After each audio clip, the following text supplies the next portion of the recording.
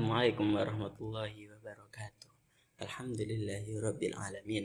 Alhamdulillahil qawiyyi sultanu al-wadihi burhanu al-mabsuti fil wujudi karamu wa ihsanu. Alhamdulillahi rabbil alamin. Yang pertama-tama saya pujikan puja dan puji syukur kita terhadap Allah Subhanahu wa taala yang sampai saat ini masih diberi keimanan, ketakwaan, nikmat dan anugerah bagi kita semua. Yang kedua, salawat serta salam juga kita panjatkan kepada Nabi besar kita, Nabi Muhammad sallallahu alaihi wasallam. Allahumma shalli wa sallim wa barik alaih. Beliaulah yang membawa ajaran dari zaman kegelapan menuju zaman yang terang benderang, yaitu ad-dinul Islam. Izinkan Al-Fakir untuk saat ini menerangkan tentang adab ketika berpuasa Ramadan. Ya. Di dalam kitab juga disebutkan al-adab fawqal ilm. Ya, adab itu, etika itu, ya, itu masih di atasnya ilmu.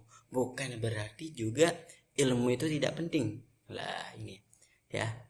Orang yang beradab pasti punya ilmu, sedangkan orang yang berilmu belum pasti punya adab. Nah, sampai sini mungkin bisa dipahami, ya. Gitu. Jadi dimanapun kita, kepada siapapun kita juga harus beradab. Semisal kita berbicara kepada orang tua khususnya, kepada orang yang lebih dewasa, kita juga harus punya adab, punya etika. Ya. Semisal kita juga hadir di majelis taklim, ya kita harus juga punya adab juga, harus punya etika juga.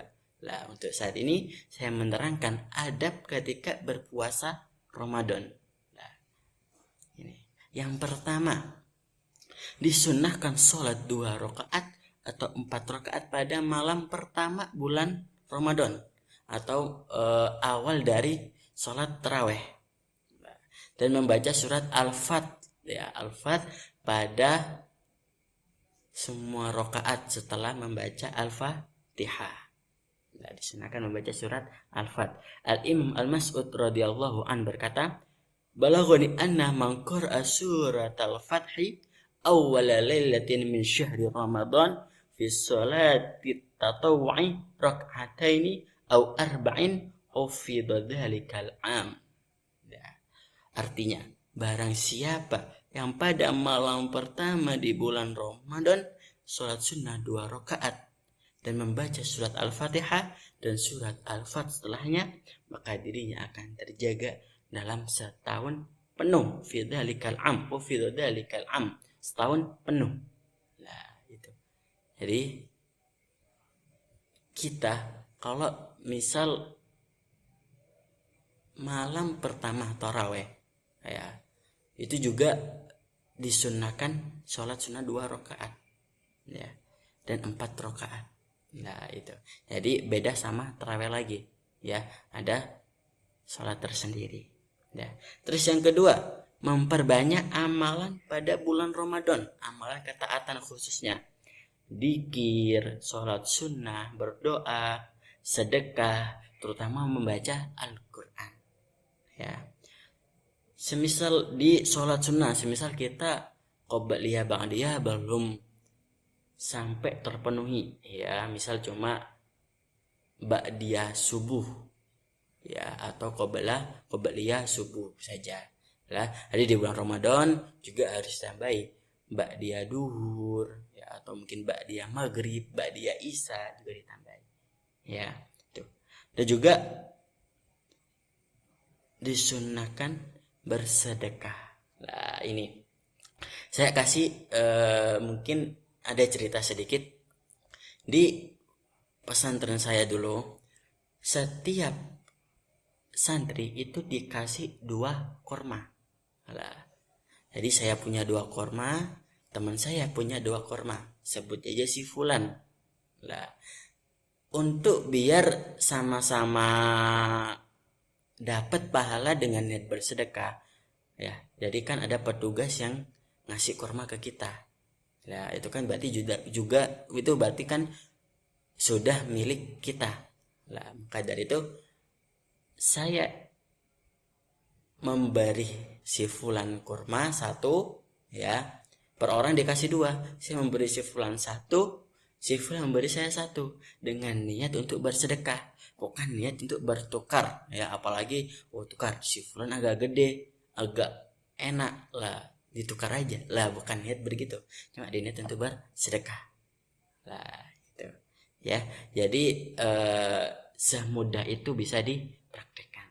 Begitu juga dengan yang lain, biasanya tuh banyak di jalan-jalan, dari pengajian ataupun dari majelis taklim manapun, itu biasanya bagi-bagi takjil, meskipun kadang 1 aqua gelas, ya, dan juga kue ataupun nasi, ya, itu gak apa-apa, ya. Maka itu, ya, kita dianjurkan untuk memperbanyak ketaatan di bulan Ramadan. Salah satunya sedekah tadi. Dan terus ada membaca Al-Quran. Membaca Al-Quran.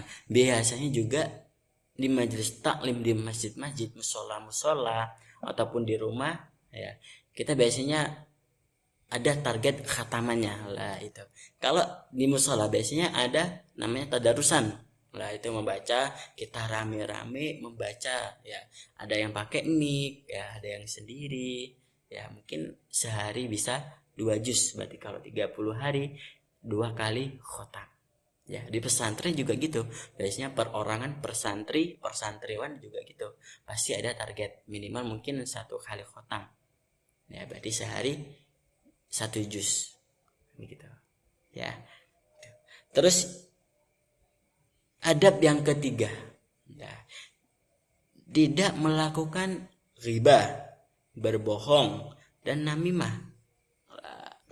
Namimah itu mengadu domba, ya, maka itu. Jadi nggak boleh.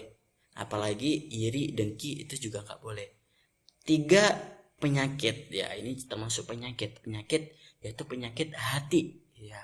Berarti tanda kalau kita udah sering adu domba, sering iri, ya, sering gibah, sering berbohong, itu juga udah termasuk penyakit hati. Ya, berarti hati kita udah mulai keras lah itu. Jadi nggak semudah untuk menyembuhkannya, ya. Jadi ada beberapa dari amalan-amalan juga yang nanti bisa menyembuhkannya, ya. Terus di adab selanjutnya, rutin dalam majelis taklim. Nah, ini mungkin masuk ke tadi, ya, yang adab yang kedua, yaitu meningkatkan ketaatan, terutama dalam beribadah, ya. Diriwayatkan dari salafus soleh, barang siapa yang menghadiri majelis taklim pada bulan Ramadan, maka Allah Subhanahu wa taala menulis baginya setiap langkah kakinya pahala ibadah selama setahun. Lah, kalau kita dari masjid, dari musola, berapa langkah? Ya, ada 10, ada 15, berarti kita udah terhitung dari 15 tahun. Nah, itu apakah berlaku sama online? Online tetap berlaku, ya. Meskipun apalagi kita dalam keadaan pandemi sekarang, ya, online tetap berlaku, ya. Jadi kita pakai Zoom atau pakai Duo, ya, dan yang lain, itu tetap berlaku. Tapi entah hitungannya kayak gimana dari pahala. Insya Allah lebih banyak, ya, insya Allah, ya. Dan juga disunnahkan membaca ini biasanya ini sebelum berbuka puasa biasanya, ya. Bacanya ini, ya adim anta ilahi la ilaha wairuk ighfir dambal adim fa innahu la yaghfiru dambal adim illal adim, ya. Itu jadi biasanya kadang habis majelis, biasanya kalau di masjid, ya, majelis taklim itu sore hari, ya, antara jam 4:30 sampai jam mau mendekati buka, ya, sekitar mungkin 10 menit sebelum buka biasanya itu pakai itu tadi, baca ya adim anta ilah ya la ilaha ghairuk ighfir dambal adim fa innahu la yaghfiru dambal adim illal adim, ya. Berdasarkan sabda Rasulullah juga, ma min muslimin yasumu wa yakulu inda ifqarihi ya adim anta ilahi la ilaha ghairuk ighfir dambal adim fa innahu la yafiru damban adim illa al-adim illa kharaja min dunubihi kayawma waladatsu ummu.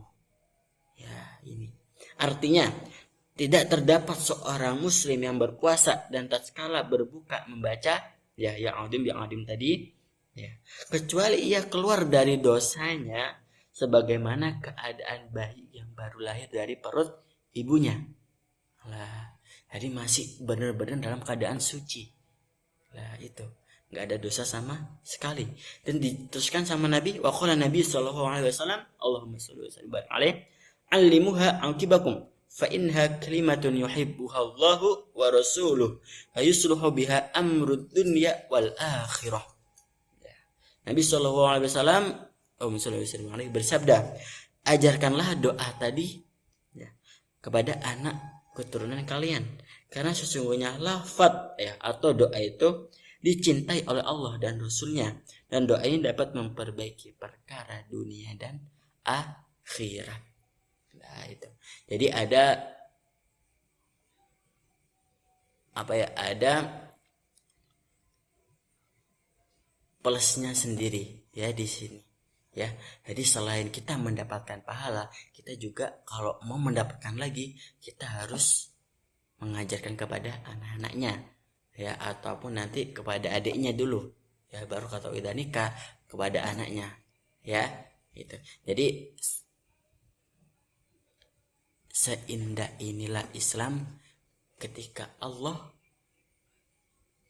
mempermudahkan kita dalam mencari pahala ya, apalagi di bulan Ramadan ini kan bulannya umatnya Nabi Muhammad ya. An Anas bin Malik radhiyallahu anhu qala Rasulullah sallallahu alaihi wasallam rajab syahrullah ta'ala wa sya'ban syahri wa ramadana syahru ummati. Rajab ialah bulannya Allah Ta'ala, dan Sya'ban kata Rasulullah itu bulanku, dan Ramadan itu bulannya umatku ya. Maka kita jangan disia-siakan ya. Jadi setiap kali kita berbuat baik, melakukan kebaikan akan dilipat gandakan ya. Gitu. Jadi harus benar-benar dimaksimalkan ya, daripada nanti kita juga nggak tahu apakah Ramadan depan kita masih bisa bertemu dengan bulan Ramadan selanjutnya ataukah tidak ya. Selagi kita bisa, kita maksimalkan, selagi ada kita maksimalkan ya. Itu mungkin cukup sekian dari saya, kurang lebihnya saya minta maaf. Ihdinas siratal mustaqim. Assalamualaikum warahmatullahi wabarakatuh.